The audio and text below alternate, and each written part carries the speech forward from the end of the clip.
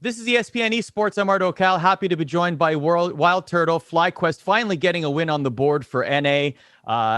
Take me through the matchup against Unicorns of Love, Wildturtle. How did the game go from your lens?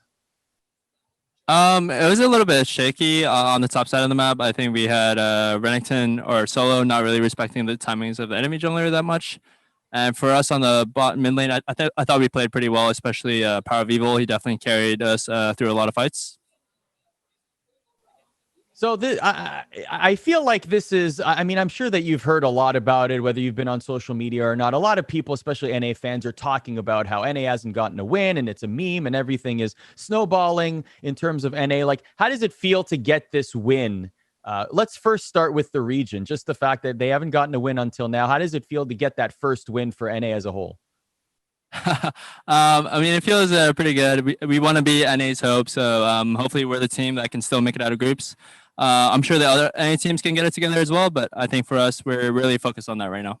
So for FlyQuest as well, I mean, this is a group that's very difficult, and a lot of people would say that this is the toughest group for an NA team to advance. But now that you've had a couple of games, including a win, how do you see the group and FlyQuest's chances?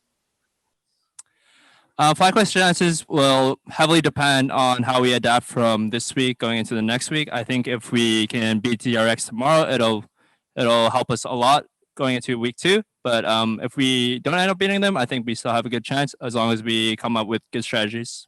I know there's a theme of redemption here. Like I've been talking redemption for NA, redemption for FlyQuest. This is also kind of redemption for you, right? I mean, your season, getting some reps in academy at your advanced stage in your career, coming back, and now you're playing at Worlds. Like, how does it feel to be at Worlds this year after everything you've been through this season? It feels pretty great. I mean, I think every league player lives to play at Worlds, and for me, that's definitely true as well. It's definitely been very thrilling. I really like playing against these international teams. And yeah, it just feels awesome. What about the fact that there's no fans? Obviously, you've been to Worlds before. It's been a few years since you've played on this stage, but it's a little bit different than the last time you played. Like, what has the experience been like with no fans? Does it still feel like it's Worlds?